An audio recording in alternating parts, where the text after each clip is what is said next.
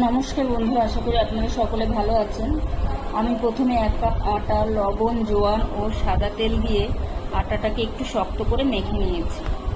তারপর সিদ্ধ করা আলু, ভাজা মশলা, গাজর, ক্যাপসিকাম, পেঁয়াজ, কাঁচা লঙ্কা কুচি, ধনেপাতা, চাট মশলা দিয়ে ভালো করে মেখে নিয়েছি।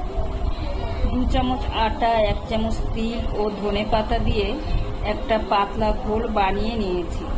তারপর একটা রুটি বেলে টমেটো সস, আলু মাখা ও চিজ দিয়ে রুটিটাকে এইভাবে ভাঁজ করে পিস পিস করে কেটে আটার ঘোলে চুবিয়ে গরম তেলে ভেজে নিলেই তৈরি হয়ে যাবে আটার তৈরি মুখরোচক টিফিন।